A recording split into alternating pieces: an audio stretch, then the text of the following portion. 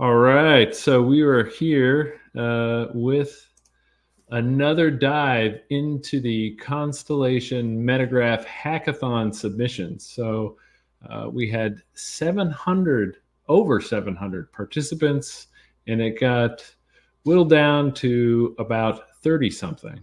And looking through all of these submissions, there's a lot of interesting applications that could potentially be coming to the hypergraph. One of the ones that stood out to me the most, actually, it jumped out right away, was this AutoSight. So this AutoSight jumped out to me because, as the people who have been following me know, I've talked a lot about applications just like this.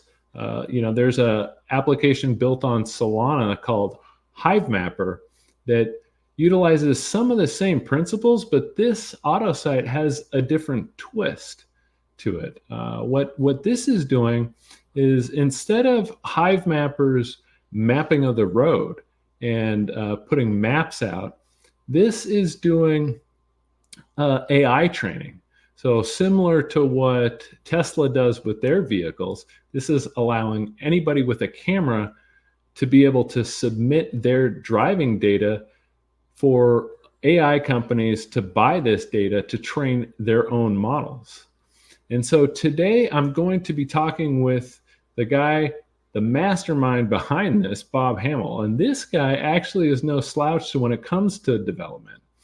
He's been a winner in multiple hackathons, and I'm really excited to have him here with us. So, Bob, why don't you tell us a little bit about yourself and your journey? Like, how long have you been a developer?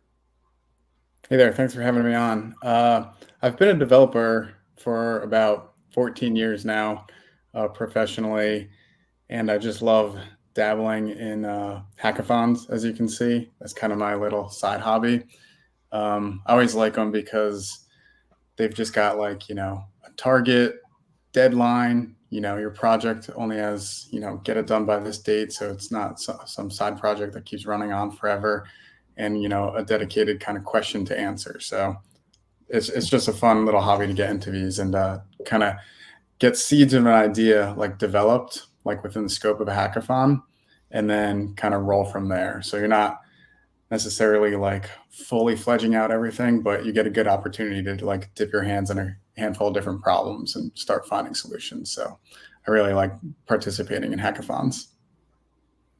Yeah, and I know that the submission process was, the criteria. I mean, I don't know if it was super strict, but I've seen some people question there were 700 and now there's only 30. Well, most of that was because people didn't meet the minimum qualifications, and some of them were pretty easy. Like, you had to have proof, on a GitHub repo. The other thing is you needed to have it set up on a local environment, and some people didn't actually do that. Yeah, actually, in my I've done call it 10 or 12 hackathons. I'd say that final submission rate is pretty on par with what you'll see. And that's a lot of reasons. People run up against a deadline. People don't meet the requirements. People, join, but then kind of life gets in the way and can't participate. So I would say that's out of all the ones I've participated in, that seems like what I've seen before. And so, getting into this submission that you had, what was the genesis of it? How did you pick this idea? A couple, blend of a few different things popped into mind. The one, when I was first getting spun up on the metagraph and Constellation, and reading up on the Door traffic miner, I thought, I wasn't familiar with it, but I thought it was really cool. Just this idea of being a datapreneur.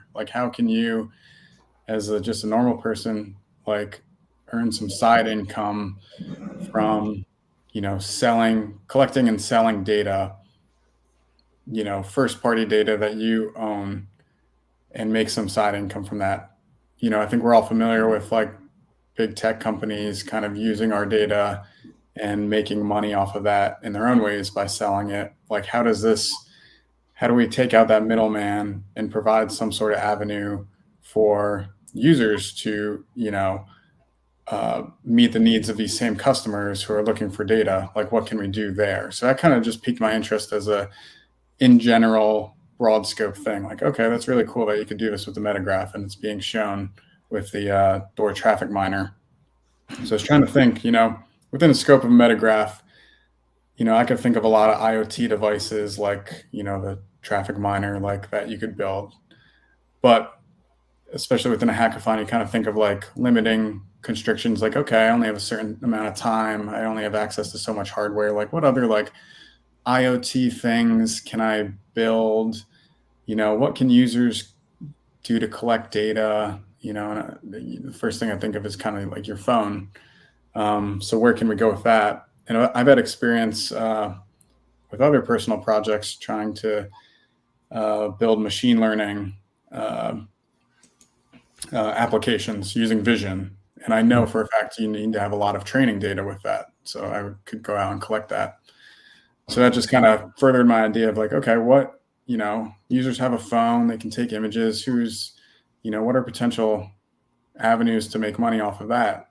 Or who are the customers seeking out, imagery, for machine learning purposes? And that is what kind of got me on this idea of, this demand for training data is all these AI companies that are out in the industry. And especially, as the AI race is heating up, data is a new, currency. Everybody wants more of it, can't get enough of it. Like the need to train machine learning models or AI models is like here, and they're exhausting their current supply of data. So like, how can we fit in to get more data to these people who would pay to use it? So the industry I was thinking of would be the self-driving car industry, which needs a lot of training data in the form of images of the road. So the idea behind this project, AutoSight, was to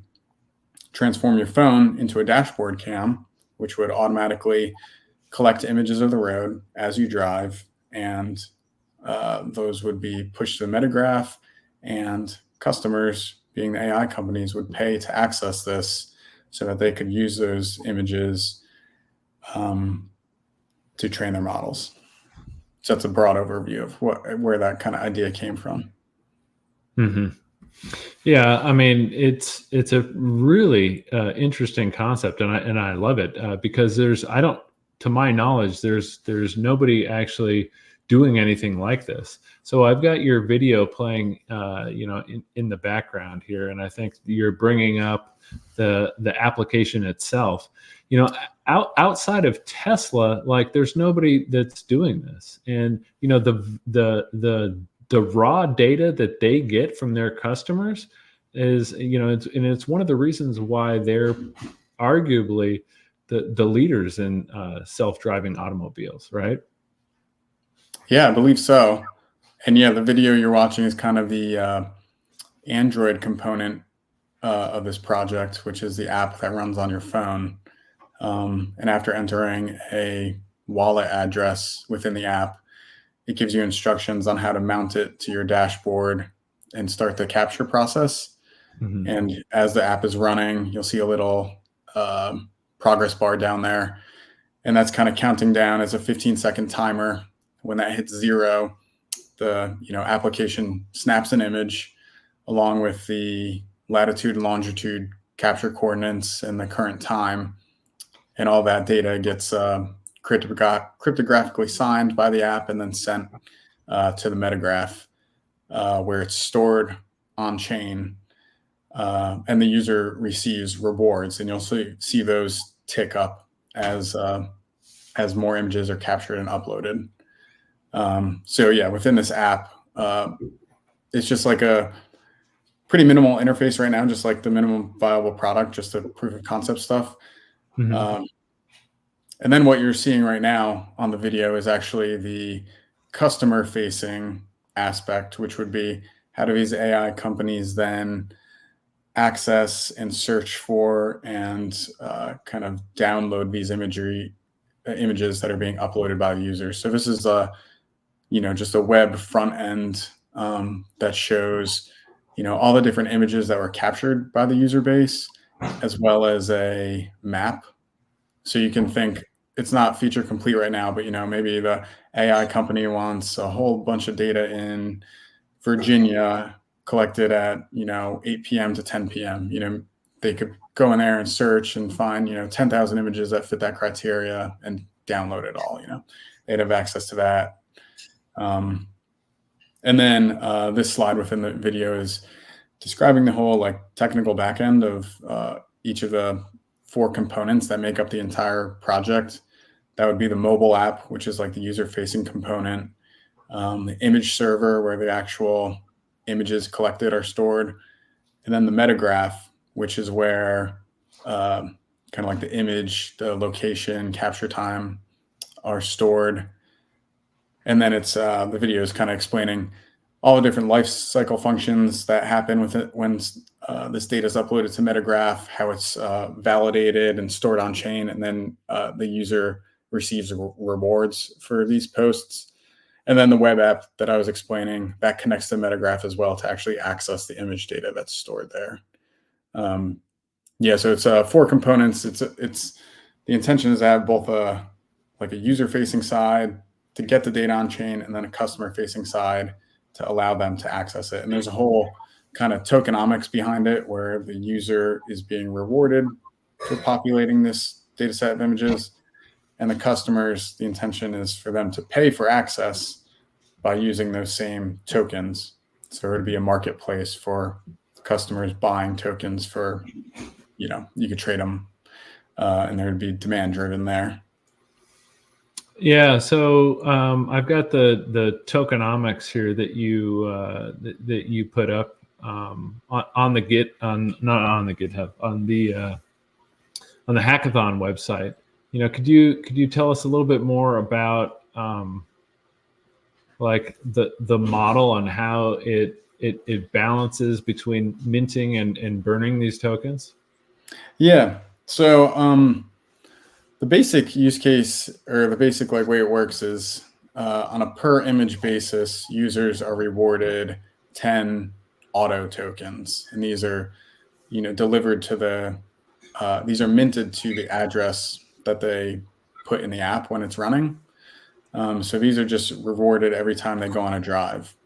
And then the idea is that for customers to access images, they would need to pay a per image token price as well, which could just be the same amount as what the users are paid, like 10, or I might need to think it further about the economics of it, what it would cost. But essentially, each time a customer would end up paying for access, their tokens would be burned in the process to kind of, there would be some sort of equilibrium of tokens where it's not inflating, because as customers are being rewarded with them, they're being bought by the AI companies, and the AI companies are spending them, and they're being pulled out of circulation. I can also think of some other kind of use cases, like maybe there's bounties, like kind of the traffic miner, like say an AI company says, hey, I really want images in California around whatever, San Francisco. I'm going to pay extra rewards for people who collect imagery in there. And maybe they get, a direct payment in tokens or some other, some payment method. But yeah, the basics of kind of the reward, trading, and then burning the tokens is what I thought through. Yeah, and so now I'm at the now I'm at the GitHub page. So walk us through a little bit about about this, like the whole setup. Like, were you familiar before this with Scala? I was not, no. So a big help with getting ramped up with working with the metagraph side of stuff was the metagraph examples GitHub, which is provided. And that has just a bunch of examples for really all the functionality I needed, which was like, okay, there's one example that showed how to mint rewards to users. And there's one that showed how to, accept an incoming data update and how to process that. And there's examples on how to build custom routes to access that data. And then there was another tutorial, like a video on how to make like a to-do application using a metagraph. So a lot of that is the same functionality, taking in an update, accessing it through a kind of a custom URL. So I wasn't familiar with it before, but using that, those resources, I was able to kind of put it all together and, some further research. So the metagraph side of that stuff was covered. And then I'm familiar with kind of the Android and the web app side of it. So I was able to put it all together. And you'll see on this GitHub page, it's kind of light on project, details. That's why the dev post kind of goes into the main project explanations. This GitHub is mainly on the technical side. So it's a thorough explanation of like how to get each component of this project up and running on your local machine. So that includes the metagraph, the Android app, the web app, and then the image server as well. So if you were to follow this guide step by step, you would set that all up locally and, in the end, have this app running on your device and you can go out and capture images. Yeah. And so here's the Constellation GitHub repo. This is where most of this stuff that you were talking about lives. Like, here's the examples, and all of this is open source, which is great. And they've got several different examples. Like one of them is like a water IoT thing. And then another one is like an NFT example. So for somebody that has extensive developer experience, but not necessarily a lot of experience with Scala, how easy was it to transition? Because I mean, I don't know how long this took you, but you developed essentially like a fully working product from somebody that, as you said, you didn't really have much experience with Scala. So like, if you're like another developer, like what would you say to them, like to get them to utilize metagraph technology? I would say it's not bad. Honestly, like you could actually see in that paragraph right there, there's a link to a quick start guide, which sets up that Euclid development environment, which is, and they, part of a hackathon, they did a video on basically going through this guide. And if you kind of have like the basics down of like downloading, Git and getting stuff configured, you can have like your metagraph, a sample metagraph up and running in like, 30 minutes to an hour, where you can be doing like test transactions on your side, right? So this quick start guide is very, very helpful just for understanding kind of the different layers of the metagraph and whatnot, but really just like getting it running. And then from there, you just kind of take it like one piece at a time. It's like, okay, well, this tutorial is showing me how to push an update for whatever water usage. And then you kind of look through the code and you're like, okay, I understand where, the water values are stored. What if I just switch this to an image URL instead of so if you start building out your application that way, just start like replacing bits and pieces of, this example code with like what your intended application is. So between that quick start guide, the videos and the examples, there's a lot of resources there where you can get spun up. Like I said, like I don't write Scala, but I was able to develop this and get it up and running. So it's definitely, it's approachable for sure. And, as far as this, metagraph itself, as a developer, like what are some of the things that you liked about the freedom that you're able to do with this distributed ledger technology? Yeah, I have experience like kind of making Ethereum smart contracts, and I think the ability for like the metagraph to like tap into like outside data resources and like accept outside data resources is like kind of a game changer. Like you always think of like smart contracts and like the logic behind them, and you're like, okay, like I can't tap into Zillow and I can't tap into the weather API and I can't tap into like stock market prices. Like I have all these cool ideas for, blockchain based apps, but like I can't get the data into this contract. I can't have it like automatically execute stuff if I can't reach outside of the contract. So the metagraph and its technology and its ability to do that, kind of reach out of the blockchain and like get new data or accept new data from users, like kind of opens up a whole wide world of like possibilities. So that's really cool and something I wasn't familiar with before this hackathon. So yeah, like just this use case of just like users pushing custom data, in this case, like images or, what other data can you pull from your phone? Is it data? Is it images of like other stuff outside of your car? Is it, I don't know, really anything. Yeah. I mean, you brought up smart contracts, and the things with smart contracts. I mean, I'm not a developer, but I've been, knee deep in blockchain and distributed ledger stuff to know enough that smart contracts are super limited. It's just simple logic, like if this, then then this happens, right?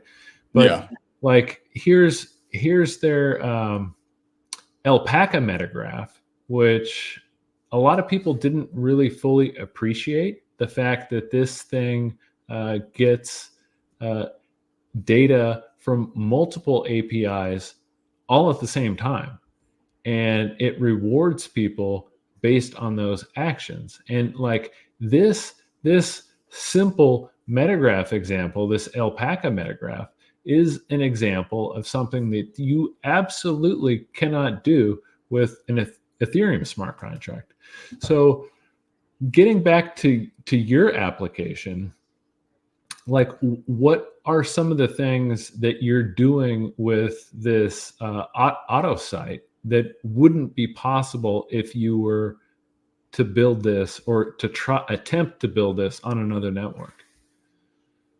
Yeah, so that would be, I mean, just kind of like accepting the data inputs. I guess you could, if you wanted to, in a smart contract, kind of just like store like, latitude and longitude and capture time and image URLs.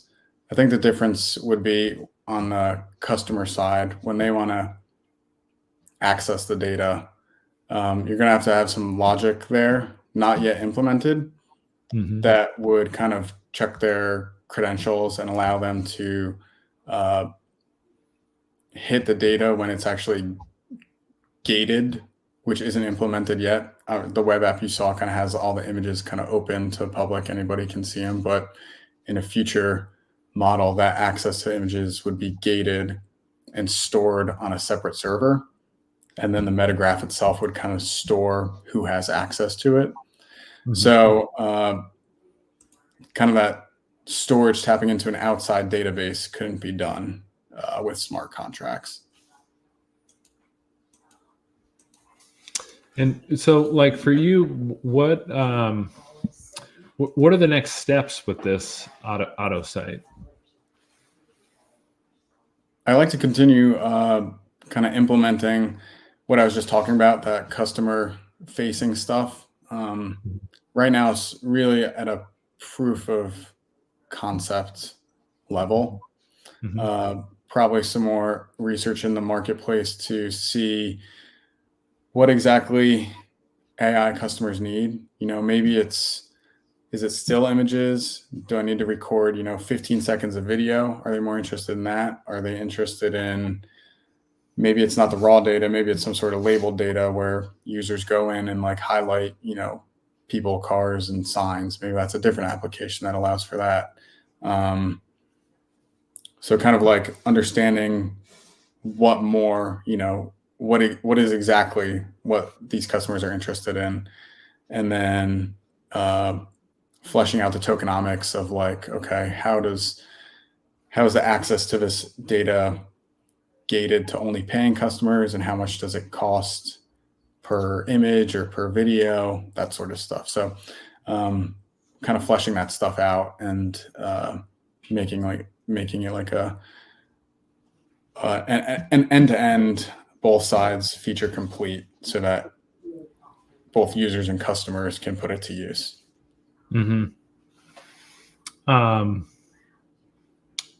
So you hinted at video. I know that's like what Tesla does with their vehicles. Would this be something that is possible with your app? Yeah. So I mean, yeah. So how the app works now, it just captures a still image as well as like some metadata like location and time, and that image gets uploaded to an image server. And then what's stored on the metagraph is a link to that image, like a URL, and then the location and the capture time. So you could switch that out to a video. Say the app, instead of capturing a still image, just records like a 15-second snippet of video, uploads that video, and then stores the URL to that video in the same manner that it does now. So it would be pretty easy to implement. You'd have to talk to the customers to actually see what they want. Video probably is more valuable, and it would be more resource intensive on like the storage side, the image server side,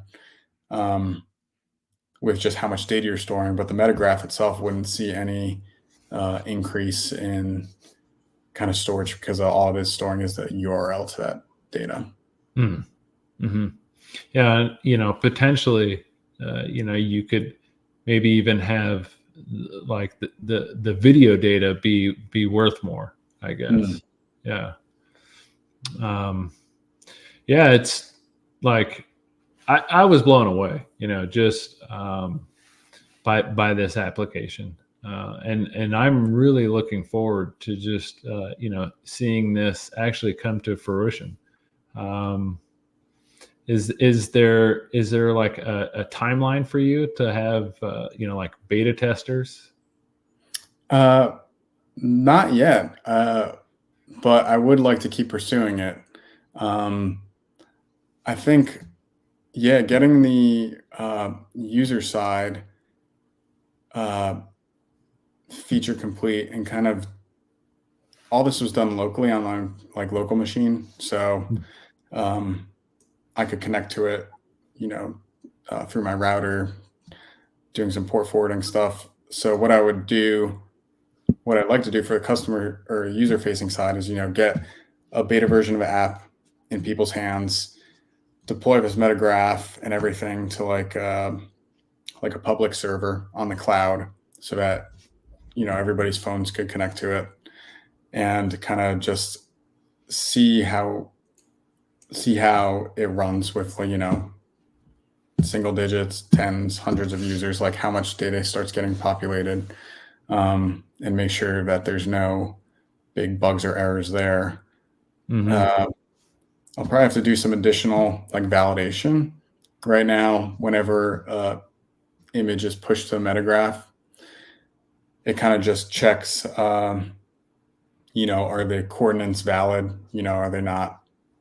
Are they between, the latitudes between whatever, +90, -90, that sort of stuff? Is the capture time from when the image was captured to when it was uploaded within a small little window. So somebody doesn't try to push an image that was collected a day ago to the metagraph, right? That would get rejected.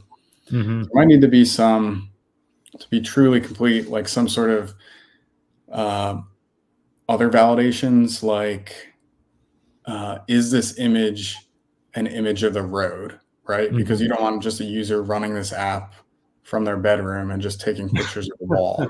Yeah. So one way you could maybe able to do that with metagraph technology is that in that validation step, you might be able to call a function that says, okay, take this image that they uploaded and let's run it through this custom, something I developed, like a custom machine learning algorithm that says, this is an image of the road, right? And it's not an image of the sky and it's not an image of grass. It's what I expect, like a dashboard camera image. And you can do that in the same manner that these tech companies are using it, right? You've got a ton of examples of what a road image is, and then you would go out and get a bunch of images of what not a road image is. And you can train your own model so another validation step, like, yes, the user uploaded this, and yes, it is a dashboard cam picture. Yeah. And then there might be some and there's extreme value in this. I mean, you're seeing all these different AI applications and these AI companies that are super thirsty for this stuff. And like I pointed out in earlier, there is a market for this kind of stuff.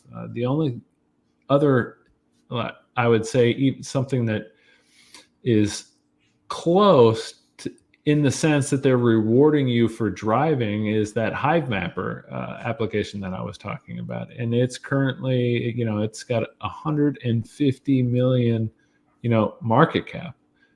But this application, I think is way more useful than that, because you're, selling your driving data to all these different AI companies that want this to train their models.